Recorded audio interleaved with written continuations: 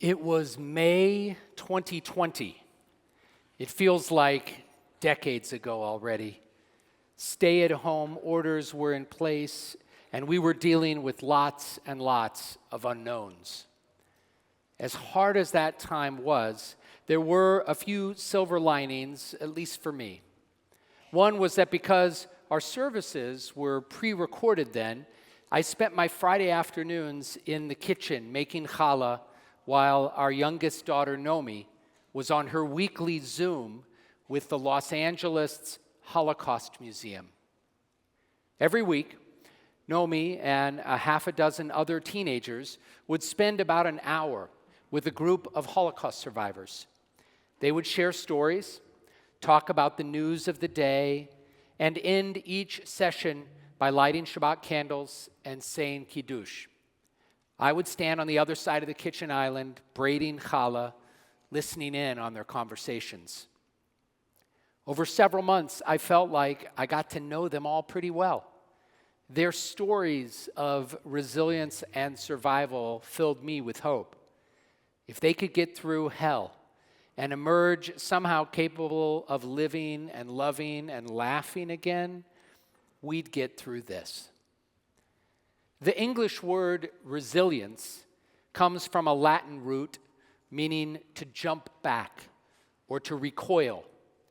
It's what enables a stress ball to return to its original shape after you release it.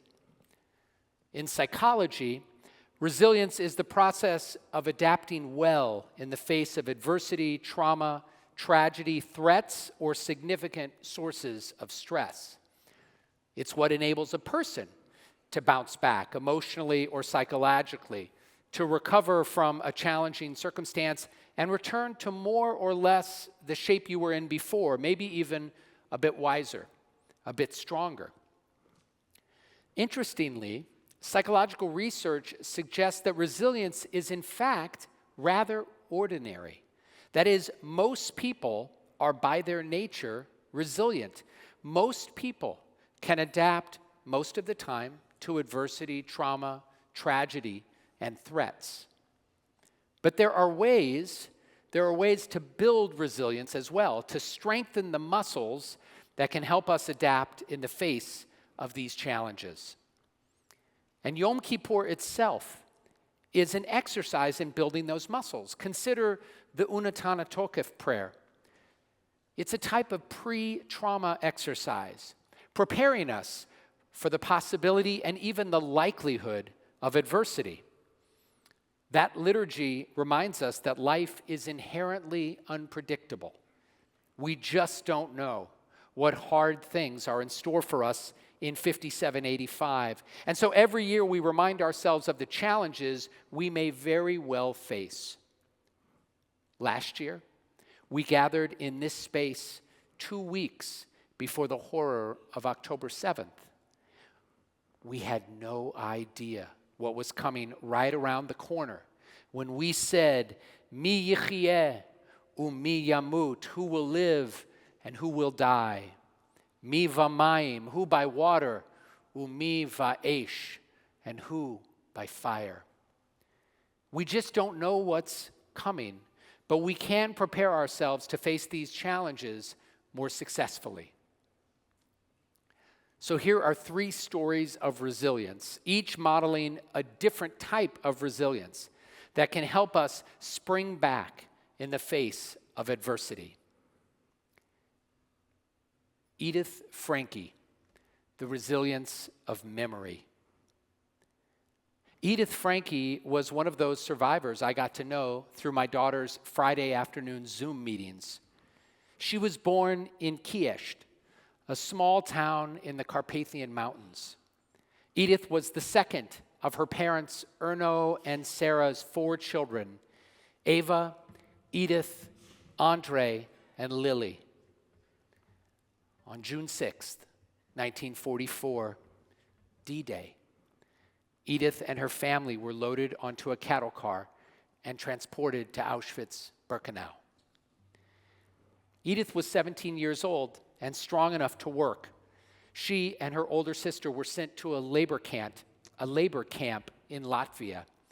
The rest of her family was sent straight to the gas chambers.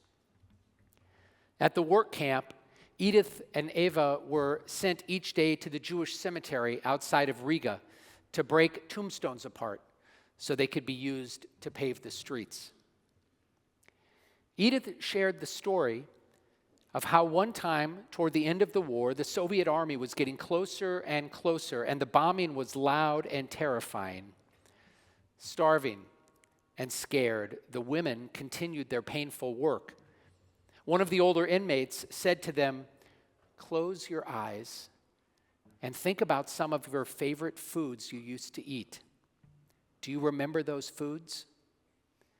Edith said that simply remembering happy moments she had spent with her family helped her to be less afraid. Edith and her sister survived the war and made their way from a displaced persons camp back to their hometown in the Carpathian Mountains. A Gentile friend of hers from childhood took Edith in and did her an especially beautiful act of kindness. She went back to Edith's family home and found photos from Edith's childhood. It was all she had left of her family. These photographs sparked memories that gave her strength as well. Edith and her sister immigrated to Canada, where Edith met and married George Frankie, a survivor from Budapest. They had a son, Richard, and in 1961 they moved to Los Angeles. After Edith retired in the mid-1990s as a hairstylist, she started sharing her story at the LA Museum of the Holocaust. And she spoke to thousands and thousands of students over the years, including my daughter, Nomi. In 2019, just a little bit before she came into my family's life, Edith celebrated becoming a bat mitzvah, something that wasn't available to her when she came of age in 1940. I know there were many, many factors that enabled Edith to survive, luck certainly among them. But I'm taken by the story she shared of the older inmate telling her to close her eyes and remember her favorite foods. I'm inspired by how important those family photos were to her. These moments of memory helped her get through challenging times, and her telling that story all those years later helped us. What are the memories we can go back to help us recover when we feel like all hope is lost? Maybe it's a memory of a time when we were resilient before. Maybe it's an activity or action that we deeply wish to experience again. Maybe it's a beloved relative, teacher, or friend whose example gives us strength. Even though I never met Edith in person, Edith Frankie is such an example for me. Her story gives me strength. On October 17th, 2021, at 94, Edith died peacefully, surrounded by her family. Her memory is a blessing. Story number 2, the Argamani family, the resilience of love. The first image I saw on October 7th of the horror that was unfolding was of a young woman on the back of a motorcycle being kidnapped into Gaza. Most of you probably saw it too. The image touched me deeply. That look of utter terror on her face and her age, 25 years old in the photo, just a few years older than my daughter Isa. As it turns out, this horrible picture was taken just before Noah's 26th birthday. And a few hours ago in Israel, she turned 27. Noah Argamani survived 245 days in captivity under the harshest of conditions, often without enough food to eat or water to drink, and always the fear and missing her family, and wondering how her boyfriend, Avinatan, who was taken captive at the same time, was faring. Avinatan is still being held hostage in Gaza today. Noah said that one of the ways she maintained her sanity was through meditation and mindfulness exercises. She would close her eyes and imagine herself scuba diving, one of her passions. As she put it later, it really helped me to release, to know that if I'm okay in that moment, I don't need to worry about the future. The other thing that kept her going was thoughts of her family, especially her mother, Leora. Noah's family story is a beautiful one, a story that's ultimately about love. Her mom was born Li Chun-hung in Wuhan, China. She came to Israel in 1994 as an exchange student. One day, while walking in the streets of Beersheba, she met Yaakov Argamani. They soon fell in love. Li Chun-hung decided to convert to Judaism and took the name Leora, which means my light. She married Yaakov, became an Israeli citizen, and a few years later, they welcomed baby Noah into the world. She would be their only child. A few years ago, Leora was diagnosed with stage 4 brain cancer.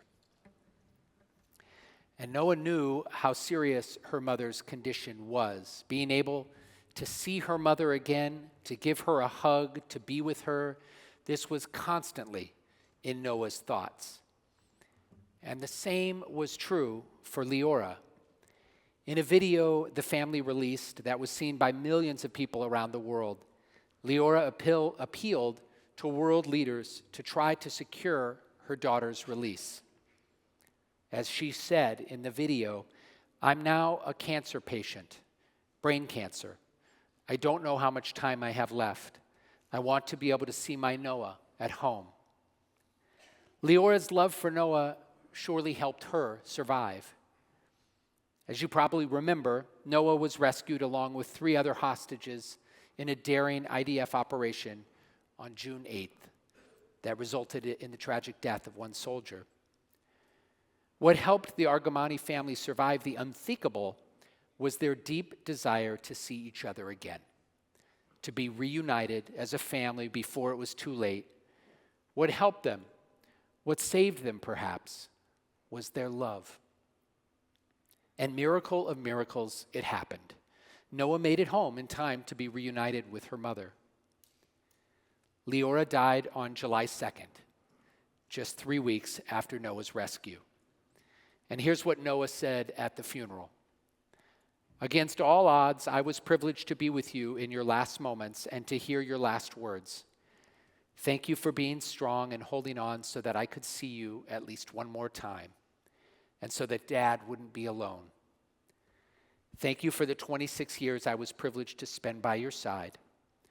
I learned so much from you. You made me the strong person I am today. I promise you that I will be strong like you." They held on. They hung in. They made it through the most difficult ordeal because of their love. The ability to bounce back, to recover from a terrible trauma, it's a process. It takes time. In late August of this year, almost 2 months after Leora's death, Noah's friends threw a party for her, which they named Dance with Noah. At the event, she acknowledged how difficult and problematic the timing of it was. As she put it, "It's not ideal that we're having this party while there's still a war in the background, while our soldiers are on the battlefield, while there are still hostages in Gaza, including my partner, Avi Natan Or. But at the same time, I'm happy to celebrate life with all of you. We have to value every day in this life. We have to celebrate every moment that we're here." Now, I imagine that this idea of a party for his daughter might have been difficult for Yaakov to understand at first. He is a kippah-wearing Jew, more traditional in his observance. A pool party, in the first few months of mourning a parent or a spouse, it's just not ordinarily done. But this was important to his daughter. Music and dancing are vital to her life. She and her boyfriend were kidnapped from the Nova Music Festival. And she knows perhaps better than any of us just how ephemeral it all is, how fleeting it all can be. So you want to see a picture of resilience, of bouncing back, of what it means to love another person, to know and accept them fully? Here's Yaakov and Noah at Leora's funeral in early July. And here they are at her Dance with Noah party in late August. Look at them smiling at each other. Through the sadness and the pain, somehow they were able to dance. In this new year, consider how loving relationships can help us to be more resilient, to bounce back from life's challenges, to be stronger. Who are the people who can help us dance again? And how can we be those people for others?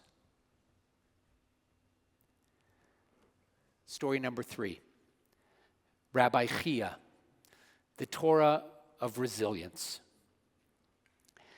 The last story is about a rabbi named Chia bar Abba. He was born in Babylonia about 1,800 years ago and moved to the land of Israel as a child. He had a hard life. He knew poverty and deprivation and witnessed the terrible suffering of the Jewish people. Notwithstanding the challenges he faced, he lived to be an old man, and several of his own children became scholars in their own right. The reason his story is especially important for us today is because of the resilience strategy that Rabbi Chia developed. One of Rabbi Chia's biggest worries was that the Torah itself would be forgotten and that Judaism and the Jewish people would not survive. You see, the Second Temple had been destroyed just a generation before he was born, and he worried, understandably, that his generation might be the last. But rather than giving up or giving in, he came up with a plan to ensure the survival of Torah and the values it embodies. The Talmud indicates its support for his approach by contrasting it with that of his teacher, Rabbi Hanina, who had a different strategy. Rabbi Hanina declared, "If Torah were ever forgotten, I could restore it on my own with my powers of analysis and intellectual acumen." Then Rabbi Chia shares his strategy. "I'd go about it differently," he said. "First, I will go and I will plant flax seeds so that I will have flax that I can use to weave a net, which I'll use to capture a deer. I'll slaughter the deer and I'll feed the meat to orphans. Then I'll take the deer hide and I'll prepare a parchment. And on that parchment, I'll write the 5 books of Moses. And then I'll recruit 5 young people to be my students. And I'll teach each one of them one of those 5 books. And I'll instruct them to go recruit another student and teach that book to that student, and to another student, and to another student, and so forth and so forth. And in this way, I will ensure that Torah will never, ever be forgotten by the Jewish people." Rabbi Hanina's focus was on himself, on his own talents, his own spectacular intellect. But Rabbi Chia is all about the community. 2 very different approaches. For the rabbis of the Talmud, just as for us today, Rabbi Chia's strategy is deemed correct, and it has served us well. It's worth reflecting on how this approach can teach us to be more resilient, both in terms of process and also in terms of content as well. On a process level, we learn that resilience is not just about the strength of an individual. It's about the power of community. We can and must do this work together. And that means leaning into Jewish unity. We don't see everything the same way. We never have, and likely we never will. But we can and must work together across political and ideological differences for the good of our people, for our very survival. The second deep insight is about the what of Jewish resilience: our values, our Torah, and everything it stands for, including Its most fundamental command that we love our neighbors as ourselves, that we love the stranger as ourselves. And this is especially hard in the midst of an existential war against Iran and its proxies, with anti-Semitism rising all around. It's hard to hold on to those values at such a time, the one that sustain our humanity along with our lives. But if we are to bounce back as Jews, we have to cling ever more tightly to the most fundamental values of our Judaism, even the ones that are hardest to embrace in a time of deadly war. It's instructive to consider the modern Hebrew phrase for resilience, chosen nafshi. The second word is likely familiar to you, nafshi, relating to the word nefesh, the human spirit.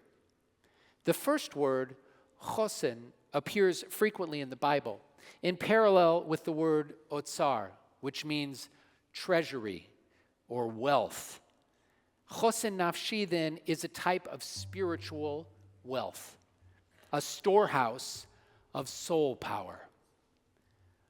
Chosen nafshi is what helps an individual adapt, bounce back, and survive the trauma and stress that is an inextricable part of life. The more spiritual strength, the more soul power you build up, the more likely you are to be able to navigate those difficult moments, even the seemingly unbearable ones that Edith, Noah, Leora, Yaakov, and Rabbi Chia somehow carried. Memories and loving relationships are also part of our chosen nafshi. But as Jews, the ultimate source of our soul power is Torah and the values it embodies. This machzor of ours and those Torah scrolls behind me and the values that they embody, libraries of rabbinic wisdom that contain important insights and vigorous debates about ethics, including the morality of war, this is our chosen nafshi, the spiritual wealth that can help us confront life's unavoidable challenges. Look, I don't need to remind you that we have no idea what 5785 has in store for us. But of this I am sure. Somehow together we will find the way to keep bouncing back. Our chosen nafshi, our spiritual warehouse, our Jewish soul power can and will get us through whatever hard things this new year has in store. Together we will make lasting memories. We will love deeply. We will write the scrolls and carry the values that will guide us and the generations to come so that we can survive, so that we can thrive, so that Am Yisrael Chai.